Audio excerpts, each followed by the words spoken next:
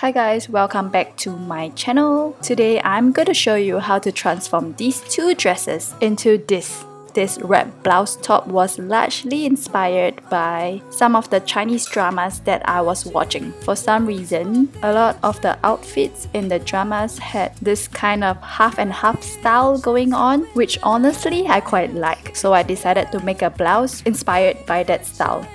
I got these two dresses from my friend. Unfortunately, it was too small for me to wear, so I can't wear it to show you how it looks like when worn. I tried to have my mannequin wear it, but it was too small for my mannequin as well, so this is how it looks like on a hanger. The first dress is a blue checkered dress that I think is supposed to be off the shoulder, but I can't be sure because I couldn't wear it. The neckline has this elastic detail at the back, and the sleeve opening has the same elastic detail as well. There is a bustier tie detail at the front, and this is how the front and back looks like.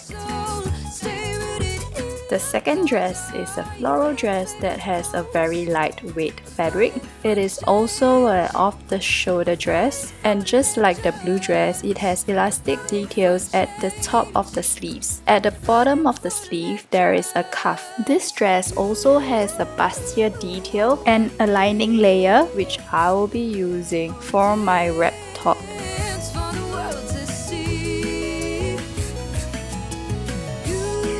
I began by tracing half of the basic block that was drafted using my measurements. Honestly, I wished I could tell you step by step how I drafted my pattern, but there was so many trial and error, so I can't tell you exactly how I drafted my pattern. But the basic thing was to extend the waistline, connect the waistline to the neckline, and then cut it out and manipulate my dart so that I do not have any dart that goes to the waist. I only want a side dart.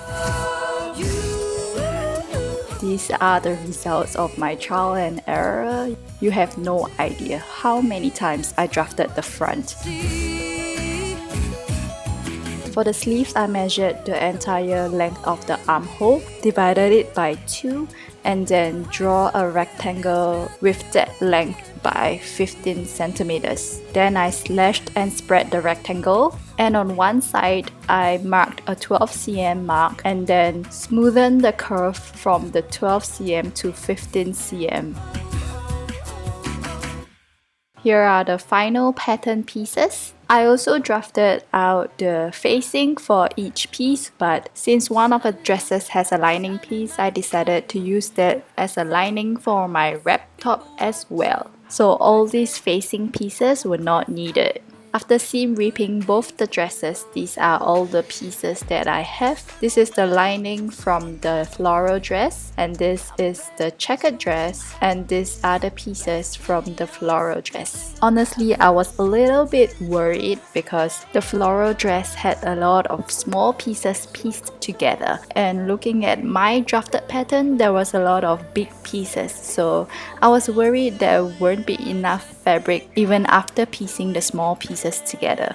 Another thing that I was worried about was the drapability of the two fabric. As you can see, the floral fabric was way more flowy than the checkered fabric, so I wasn't sure how things will work out if I were to combine these two fabric together. But sometimes you never try, you never know, so I decided to go ahead with the project.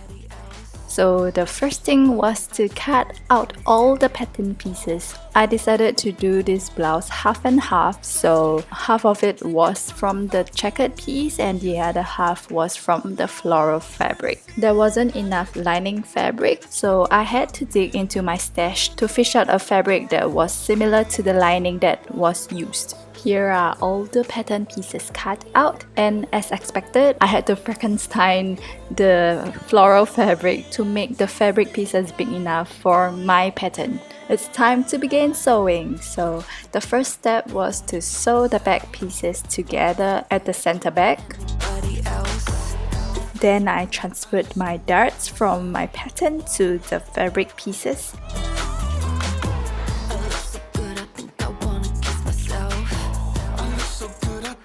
And sew the darts for the back.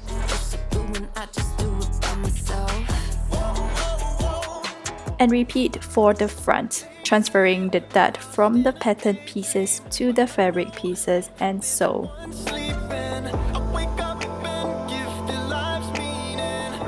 Now we can sew the front pieces to the back piece at the shoulder seams and at the side seams. Repeat everything you have done to the lining piece. So you should have two bodice pieces now, the main bodice piece and the lining bodice. Afterwards, we can place the sleeve fabric right sides to right sides and sew them together along the straight edges. And then we can attach the sleeves to the main bodice. This is without the lining, it's just the main bodice.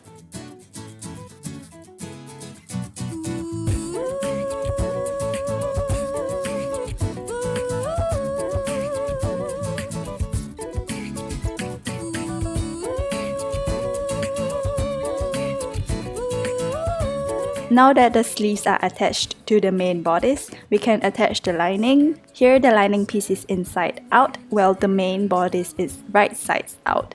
So basically here what you want to do is to have the sides that will be facing outside to be facing each other when you sew. Attach the lining to the main bodice only at the neckline. Afterwards, I turn everything right sides out and give the lining an understitch to make sure it stays underneath when worn.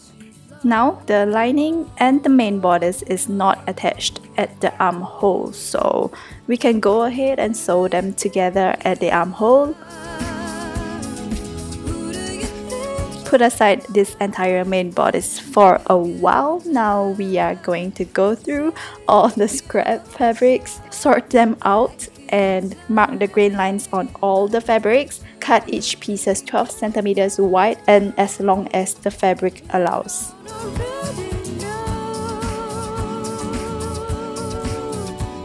Connect all the rectangles together to make this long rectangle. I've went ahead and measured the length of the bottom of the blouse, double the measurements of that length, and have this rectangle be of that doubled measurements, with half of it from the floral fabric and the other half from the checkered fabric. I've also hemmed both short sides of the rectangle and one of the long sides of the rectangle. On the long side of the rectangle that is not hemmed, we are going to sew a basting stitch on it so that we can gather this long rectangle into a ruffle.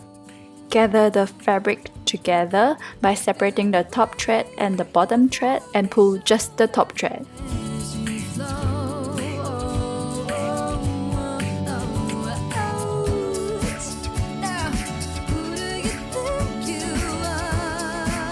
Once the ruffle is of the same length as the bottom of the main bodice, we can attach the ruffle to the main bodice. With the remaining of the rectangles, my checkered rectangle was twice the length of the floral rectangle. So once again, I digged into my stash and picked out a white fabric and cut it to the same length of the floral rectangle. Place them right sides together and I traced out this shape, and we are going to sew the pieces together according to the shape. After it's sewn together, cut away the excess fabric.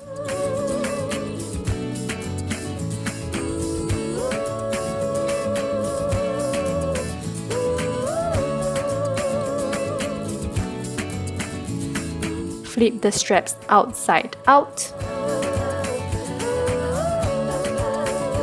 Give it a good press and top stitch.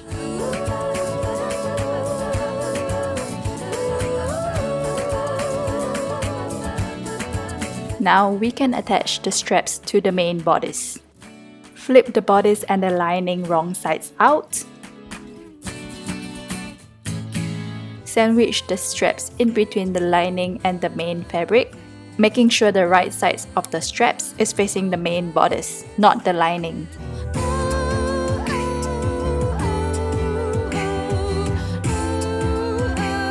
Now that the straps are attached to the main bodice, we can flip the whole main bodice right sides out and top stitch.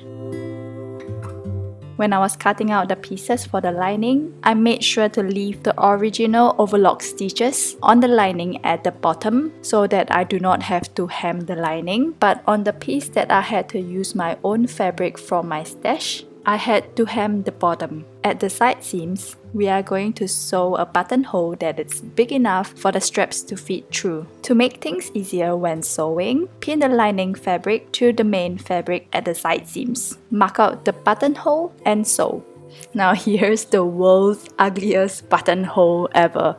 I really need to practice making more buttonholes. My buttonholes are really so bad.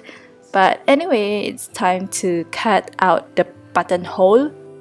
I decided to make buttonholes on both of the side seams so that depending on my mood on that day, I can have the checkered piece over the floral piece or have the floral piece over the checkered piece. All that's left to do now is to hem the sleeves and the blouse is done.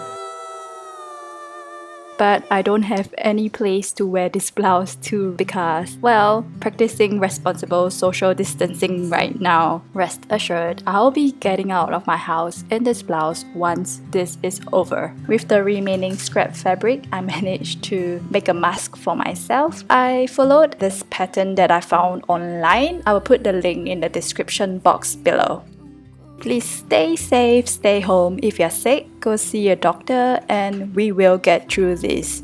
If you like what you watched, please hit the subscribe button and turn on the notification bell as well. Thanks for watching and I'll see you in my next project.